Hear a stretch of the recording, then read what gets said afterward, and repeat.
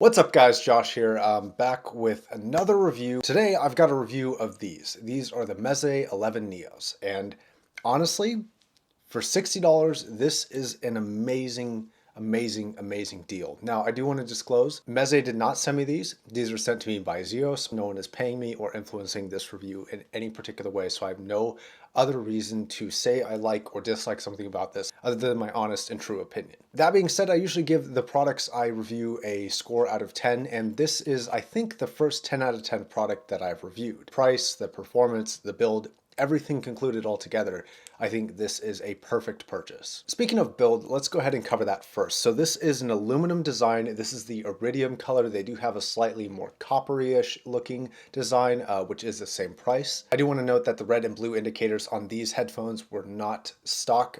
Stock, it of course doesn't have that. Zeos wrote that on, so it's easier to distinguish right and left. There's a bit of rubber that's for tension release, and that actually has right and left indicators on it to let you know which one's right. And just so you know, the side with the microphone and the inline remote is the right side.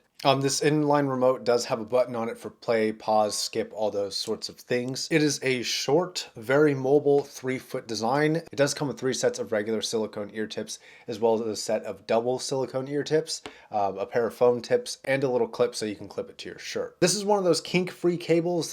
These headphones have been running around in my pocket for days on end, and they haven't gotten tangled up or anything, so it's a very good cable design. I like it a lot. The distance is absolutely perfect. If you want to wrap them around your ears, they can. They're comfortable enough to do that. But the way they fit in your ears, you almost don't need to. Because of that aluminum, they're a very lightweight design. And for me, usually I recommend wrapping them around. Honestly, for these, you don't even have to do that. So that's another point for Meze. Now, one more thing I want to cover on build before I get into sound is that the inside portion of this ear tip is a little bit big. So it may not fit people with extremely small ear canals, although I do have relatively small ears and I haven't had any issues whatsoever. And my ear canal seems to measure like a small to medium size. And lastly, it does come with a very well-sized carrying case that fits the headphones without jamming them completely in there, but also fits a compact design and size, and I like that a lot. Fits right in your pocket, protects them pretty well. But you can't really ask for much more. So let's go ahead and get into sound, because that's really what you're after on a headphone.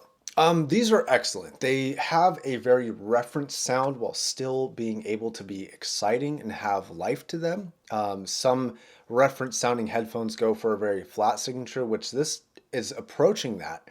And I would still consider it to be an accurate headphone, but it's not flat in a boring capacity. It's just one of those things where you expect the sound to sound a certain way if you know your instruments and you know your sounds.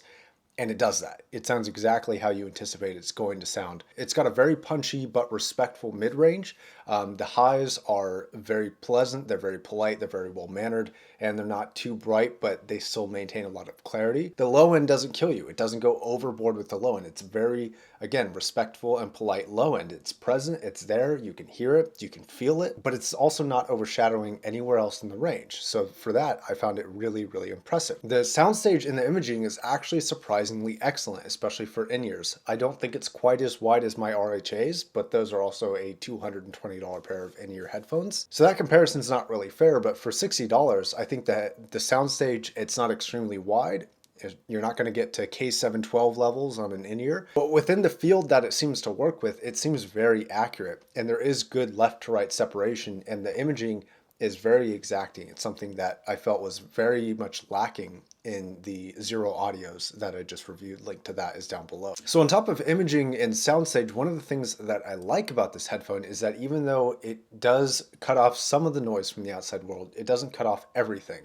Now, if you play your music loud enough, and you get well-fitting ear tips, you can block out the world. But if you were to pause your music, it's not cutting out things that you might otherwise want to hear. You know, if somebody comes up to you, you could still hear and make out what they're saying. And I think personally, I like that a lot. I think that's a big benefit. If I'm going to be using a mobile headphone, I don't want it to be completely cut off from the outside world, because sometimes there's things that I want to know about that are happening. So the biggest thing I can say about the sound is everything is well-mannered, everything comes together, everything is polite, well-placed. Tonally, it's very good and very accurate. Nothing is overemphasized. Everything is non-offensive and nothing sticks out in a negative way.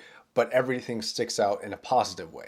It seems to have good life to it, and I'm really impressed. So now let's talk about the power requirements. You can power this on anything. Plug this into my phone, it was perfect. I probably got 75% of the maximum volume output of my phone, and I was very, very happy. I could also plug it into the Shipfull 2, perfectly fine. The SMSL SAP6, great. The new iFi XDSD had plenty of power. Anything as powerful or more powerful than a phone can honestly run these. So they're efficient, they're really easy to drive. The tonality, presence, and clarity of this in all ranges is excellent. The build quality is superior to most of the things in this price range. This is honestly a very, very well-built, good-sounding headphone that doesn't really cost as much as I think it should. I think if they put this at $100, I would actually pay for it. I think it's 100% worth it. Now, before I get into my final conclusion, I do want to mention the one and only thing that I did not like about this. And that's the fact that there is a little bit of cable feedback when you run your finger or if it's rubbing against a shirt.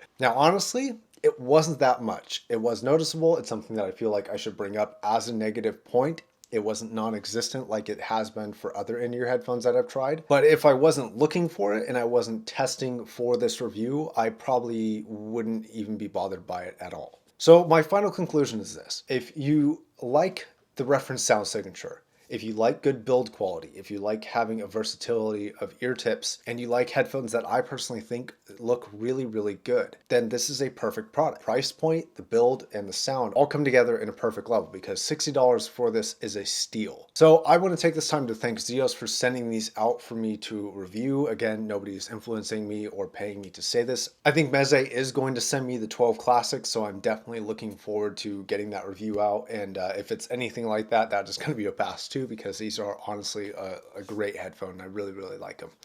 If you like what I do and you want to consider supporting me on Patreon, there's a link down below. If you want to send me something to review, you can do one of a few things. You can hit me up on Instagram and private message me there. You can private message me on YouTube. You can probably find me on Telegram and Discord as well. Links to all my recommended gear are down below, and I think that'll wrap it up for this review, guys. Thanks very much for sticking with me here. I will catch you guys in the next video. Stay safe, don't do anything your mom wouldn't approve of. Peace.